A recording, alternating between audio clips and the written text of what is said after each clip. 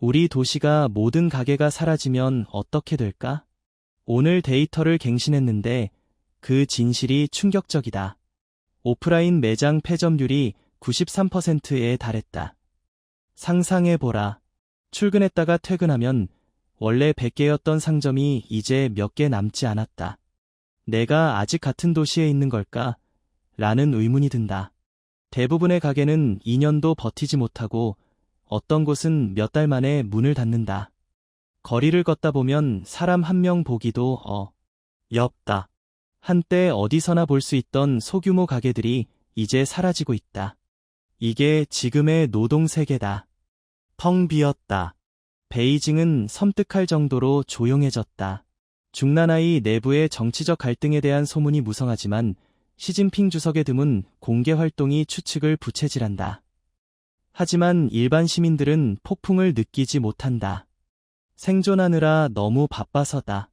도시는 점점 희미해지고 사람들은 그저 떠내려가지 않으려고 발버둥 친다. 신둥알로, 신동안로를 보라. 한때 차들로 꽉 막혔던 그 거리가 이제 텅 비었다. 명절이 되면 베이징 사람들은 교회나 해외로 도망친다. 남은 사람들은 집 안에만 틀어박힌다. 외국인 관광객들은 명소만 둘러보고 도시 대부분은 고요하다. 서베이징의 진마오 쇼핑센터, 진무 구물 중심로 가보자. 한때 가장 붐볐던 몰 중 하나였지만 지금은 유령몰이다. 상점들은 문을 닫았고 에스컬레이터는 텅 빈 채로 돌아간다. 아디다스 같은 브랜드조차 사라졌다. 주차장은 차 한 대 없이 완전히 비어있다. 그리고 베이징 우이점, 북경우이 상점. 1970에서 1990년대의 전설. 당시엔 수도의 자랑이자 사치와 특권의 상징이었다. 특별 신분증, 외국인, 인맥, 혹은 외화 교환권이 없으면 들어갈 수도 없었다. 모든 베이징 사람의 꿈이었다. 하지만 이제는 고요하다. 영광은 오래전에 사라졌다. 인구 14억이라고 하는데 그 사람들은 다 어디 있는 걸까? 인구 12억일 때만 해도 거리는 살아있었다. 어디를 가나 인파로 북적였고 시골까지도 그랬다. 그런데 지금 베이징은 텅 비었다. 부동산 금융 에이전트로 일하며 고객이 사라지는 걸 봤다. 거래는 증발한다. 경제는 휘청거린다. 기업은 비용을 줄이고 노동자는 일자리를 잃고 식당은 문을 닫는다.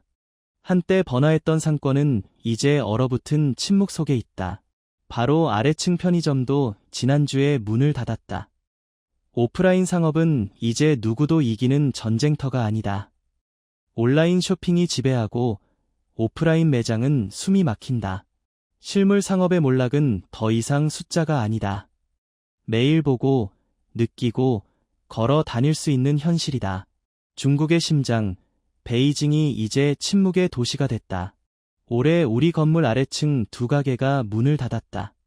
실물 경제가 얼마나 나빠졌는지 아직도 믿기지 않는다. 저녁 7시 20분 쇼핑몰에 들어가면 불은 밝지만 생명은 없다. 층마다 텅 비었고 직원이 손님보다 많아 보인다. 목요일 오후 베이징 APM 몰에 갔을 때도 마찬가지였다. 조용하고 차갑고 거의 버려진 듯했다. 한때 북적이고 생기 넘쳤던 그곳에서 이제 도시의 영혼이 사라진 느낌이다. 최근 나도 다시 가게를 접었다. 뒤에 있던 2층 임대료가 연 100만 위안, 약 1.8억 원이었다. 더는 감당할 수 없었다. 더 작은 곳으로 옮겨 버텨보려 했지만 결국 실패했다. 팀은 해체됐고 이제 혼자 일한다. 삶이 그 어느 때보다 힘들다. 작은 연금 때문에 60위안, 약 1만 원, 장보기도 부담스럽다. 매일 새벽 5시, 얼어붙은 어둠 속에서 사람들이 하루 일자리를 얻으려 모인다. 어떤 사람들은 밤새워가며 소에게 임금을 받는다. 한편 베이징은 점점 이상해진다. 한 주민이 해외 언론에 말했다. 아침에 자단 근처로 출근하던 중 도로변에 검은색 무표식 트럭 여러 대가 서 있었다. 처음엔 경찰 훈련인 줄 알았다. 수도에서 경찰차나 군용차는 흔한 일이니까. 하지만 며칠 뒤 군용 차량 수가 계속 늘었다. 창안대로, 장안대가, 별표 푸식먼, 복흥문, 별표는 물론 병원, 학교, 근처, 이 사말로의 작은 교차로까지. 보안 시스템에 있는 친구에게 전화했더니 낮은 목소리로 말했다. 온라인에서 사람들이 조직해서 소란이 날 수 있다는 정보가 있다. 그래서 통제를 강화하고 있다. 이번엔 무장경찰뿐 아니라 정규군까지 주요 지점에 배치되고 있다고 기띔했다. 어떤 소요를 준비하는 거냐, 시위냐, 색깔 혁명이냐 물었더니 묻지마, 말 조심해. 라고만 했다. 언제부터 베이징이 자국민으로부터 군대를 동원해 지켜야 했나? 그 소요는 무엇일까? 일자리를 잃고 미래를 보지 못하는 실업자들? 모기지 비대에 묻힌 가정들? 아니면 그저 목소리를 낸 평범한 시민들? 많은 이들에게 이 위기는 깊이 개인적이다. 방금 또 다른 회사 면접을 보고 나왔다. 사장과 1시간 넘게 얘기했지만 압박감이 사방에 있다. 35살, 베이징에서 일자리를 찾느라 헤매고 있다. 차도 내 이름이 아니라 장모님 명이다. 허베이 출신 26살 여성은 월 6천 위안, 약 110만 원을 벌지만 집세 3천 위안에 나머지 800위안도 안 되는 돈으로 산다. 외출도, 사교도 하지 않는다. 다음엔 어느 도시에 있을지 모른다. 전국적으로 집값이 붕괴했다. 융칭, 영청 평방미터당 23,000위안 3,500위안 엔자오, 연교 42,000위안 6,000위안. 바오딩, 보정만 8,000위안 3,000위안 난징 취핑, 남경 취평거에만 9,000위안 절반 이하 시자장, 석가장, 조나이구, 건물 전체가 비어있고 주인들은 오래전에 떠났다. 개혁 개방 이후 베이징 스카이라인은 자신감으로 솟아올랐다. 고층 빌딩, 개인 빌라, 고전적인 사업원, 집값은 끝없이 올랐다. 하지만 이제 부동산 거품은 터졌다. 경제는 약화되고 번영의 상징이던 수도마저 침묵에 빠졌다. 도로는 넓지만 텅 비었고 불은 켜져 있지만 사람은 없다. 잠들지 않던 도시가 이제 숨을 죽이고 있다. 이건 베이징만의 이야기가 아니다. 천천히 심장을 잃어가는 나라의 반영이다. 베이징 중고 주택 평균 가격은 6배나 떨어졌다. 그런데도 바닥이 아니다. 동쪽은 부유하고 서쪽은 고귀하다는 옛말이 있었다. 서쪽은 지위와 명예의 상징이었다.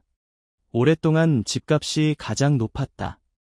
하지만 이제 서사완 안쪽 주택도 최고점 대비 60% 이상 폭락했다. 많은 집주인이 반년을 기다려도 매수자를 찾지 못한다. 최신 데이터에 따르면 베이징 중고주택 거래는 작년 동기 대비 80% 감소했다. 한때 도시의 중추였던 중산층이 무너지고 있다. 사무실에 앉아있던 사람들이 이제 배달을 하며 생계를 잇는다. 숫자 뒤엔 3가지 충격적인 진실이 있다. 미분양 주택 15만 호, 사상 최고 신규 구매자 5년 새 40% 감소 구매자, 1인당 평균 38개 매물 선택 가능, 3년 전보다 15개 더 많음. 350만 위안, 약 6.3억 원짜리 아파트가 가구 가전 완비로 나와 오전 계약하면 오후에 열쇠를 준다. 별표 하오, 호, 별표에서는 하룻밤 사이 8년 전 가격으로 떨어졌다. 전국도 마찬가지로 암울하다. 장하, 강하 소형 아파트 70에서 80만 위안 구도심 일부, 20에서 30만 위안 시골 주택보다 싸다.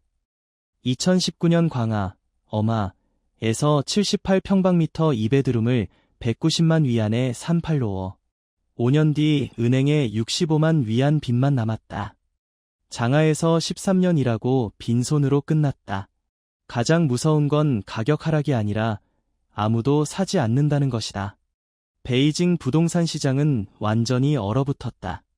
2021년 7월 710만 위안짜리 고급 아파트가 지금은 310만 위안, 풀 리모델링 가구 포함인데도 안 팔린다. 수수료, 플랫폼 비용 세금 떼면 주인은 300만 위안도 못 받는다. 3년 반 만에 400만 위안 손실. 매달 10만 위안이 증발한 셈. 모기지 부담이 가정을 짓누른다. 친구 부부는 월 3만 위안 번다. 하지만 아이 둘, 모기지 2만 위안 초과. 아이가 아프면 병원 한 번이 가게 균형을 무너뜨린다. 텐진, 천진 3년 새 상주 인구 50만 명 이상 감소, 쇼핑몰은 40% 증가. 신규 단지 방문 시 고객들은 늘 같은 질문을 한다. 건물은 왜 이렇게 많은데 사람은 왜 이렇게 없죠? 밤이 되면 가로등만 도시가 살아있다는 걸 증명한다. 베이징 중심가에서도 쇠락의 흔적이 넘친다. 이왈로에서 낡고 버려진 건물 무리를 발견했다. 사람이 살지 않고 철거도 안 된다. 이틴 과거의 유령처럼 서 있다. 병원도 한때 북적였지만 이제 섬뜩할 정도로 비어 있다. 최근 방문한 병원. 모든 문이 잠겼고 복도는 고요했다. 출구는 보이지만 열리지 않는다. 화재가 나면 누구도 탈출 못한다. 공기는 숨막히고 불안감으로 무겁다. 이게 오늘의 베이징이다. 불은 켜져 있지만 사람은 사라졌다. 번영의 빛은 남아있지만 삶의 심장은 조용히 멈췄다. 솔직히 말해줘. 최근에 누가 진짜 일자리를 구했나? 나도 처음엔 몰랐다. 이 작은 셋집에 20일 넘게 누워 천장만 바라보고 있다. 움직이지 않는다. 자격증이 없어서 문제라고 생각해 힘들게 따봤지만 아무것도 변하지 않았다. 취업 시장은 사막이다. 퀵샌드에 빠진 기분, 하루하루 더 깊이 가라앉는다. 남편은 캐나다 유학까지 했지만 이제 광화에서 월 4천 위안, 약 73만 원, 산발적 알바로 산다. 교사는 자랑스러운 안정직이었다. 이제 나는 노점상을 한다. 20일 만에 4천 위안 손실. 매일 아침 쓰레기통을 뒤지는 사람들을 본다. 점점 젊어지고 한때 좋은 직장을 다녔던 옷차림이다. 한 명이 떠나면 또 다른 사람이 나타난다. 가슴이 아프다. 중국은 이제 두세 계층으로 나뉜 듯하다. 부자, 권력자, 그리고 나머지 우리 간신히 버티는 사람들. 일자리를 잡아도 몇 주 만에 사라진다. 내가 사라지는 기분이다. 낮에 자고 오후엔 면접 뛰고 밤엔 불안과 싸운다. 학위는 미래였다. 이제 졸업생들은 이미 사라진 기회의 유령을 쫓는다. 공무원도 안전하지 않다. 우리 현에서는 분기 보너스가 사라졌고 월급은 밀리고 공무원들은 조용히 집세도 못 낸다고 말한다. 나는 중앙국유기업에 다닌다. 2개월째 월급이 안 나왔다. 정부가 자기 직원도 못 줄 때 우리는 무슨 미래를 붙잡고 있는 걸까? 요즘 친구들에게 하는 말 한 가지. 돈 쓰지마, 사지마, 있는 건 다 아껴. 오늘만 사업주 6명이 전화했다. 끝났어. 돈 없어. 재고 제로로 전환해. 더 못 버텨. 한 명이 내 사업은 어떠냐 물었다. 쓰게 웃으며 말했다. 내 인생 최악의 해야. 하지만 진실은 나만이 아니다. 전체 시스템이 무너지고 있다. 얼마나 심각한지 알려줄까?